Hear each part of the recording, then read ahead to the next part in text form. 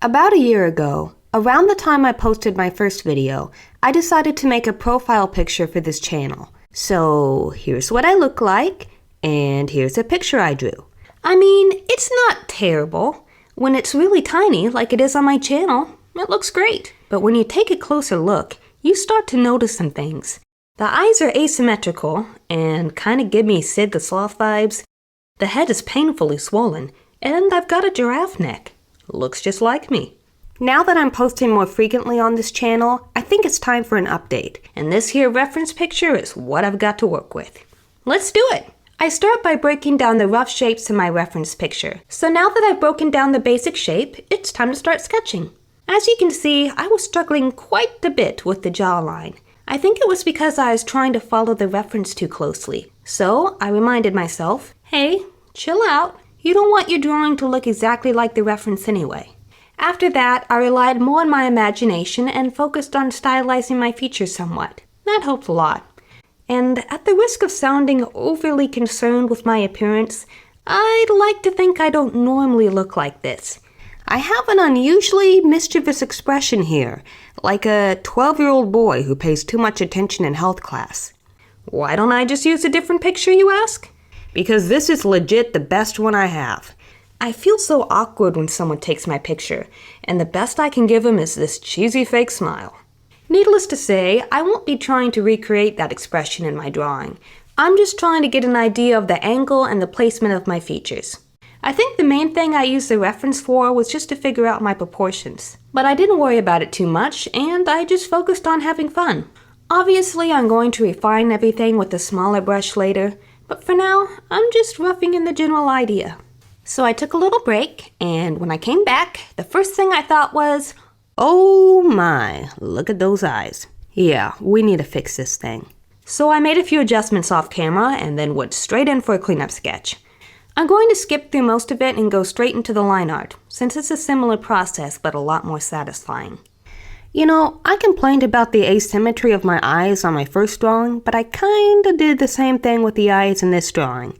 I do tweak them later on, but you're gonna have to wait a while for it. Anyway, as I drew this, I thought it had kind of an OG Disney princess-like feel to it, just a tad.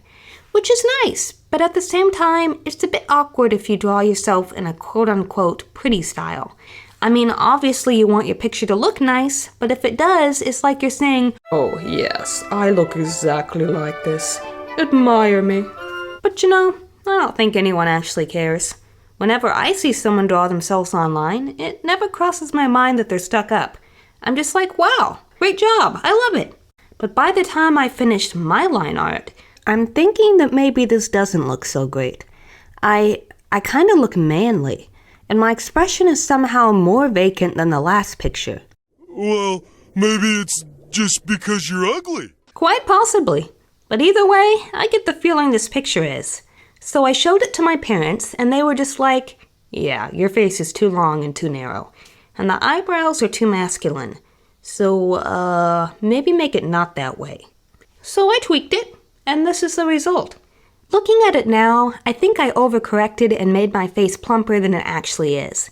But hey, hindsight is 20/20. Time to color this bad boy.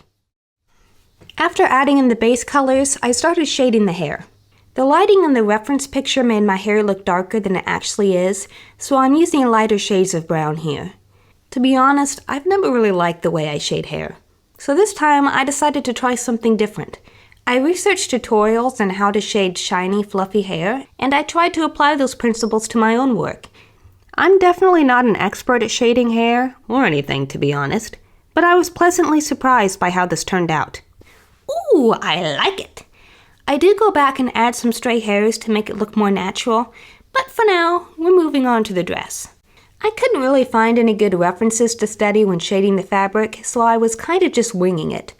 Now you're probably thinking, but Anna, couldn't you have just referenced the original photo? The one where you're wearing that exact dress? I mean, yeah, if I was smart. But when I shaded the hair, I foolishly put the light source on the right, even though the light in the original picture clearly comes from the left.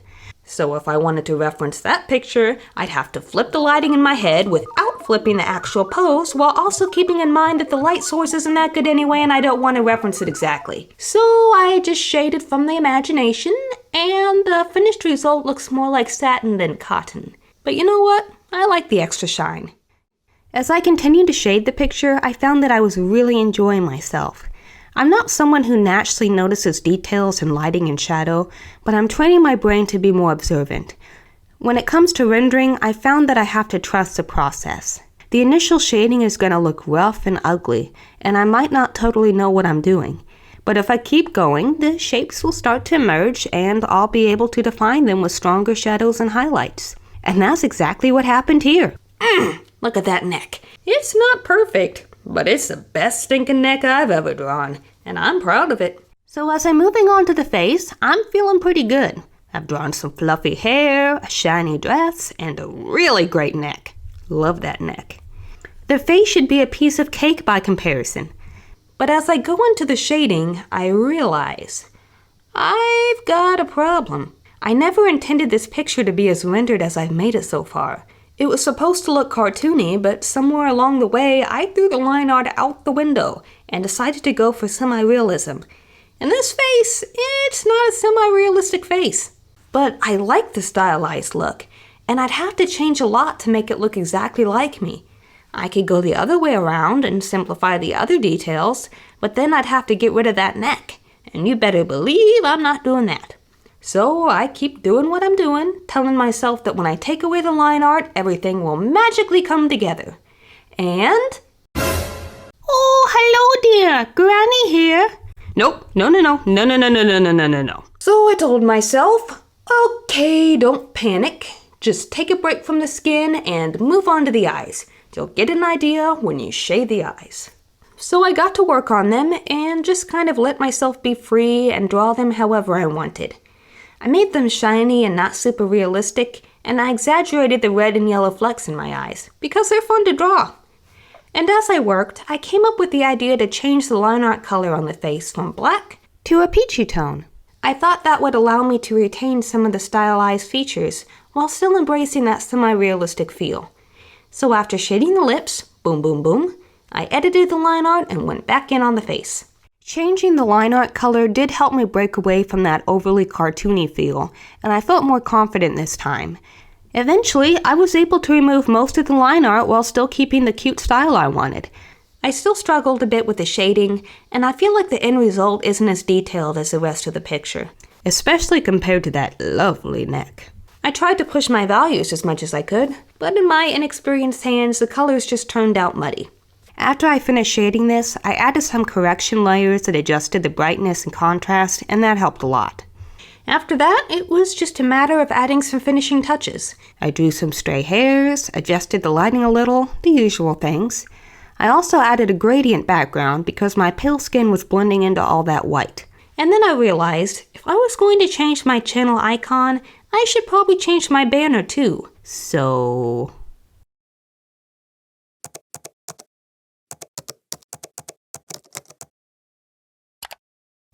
no, I'm kidding. I meant to say welcome. So anyway, here's a finished picture. Is it perfect? Well, no. The face shape isn't quite right, and I'm sure there are a lot of mistakes that I'm not skilled enough to see. But it's a significant improvement from the last picture, and it makes me really happy to look at it. So yeah, it's a win in my book. I'll probably wait a week before I change my icon just so I don't immediately spoil this video. But anyway, thank you for watching, and I hope to see you next time. Bye!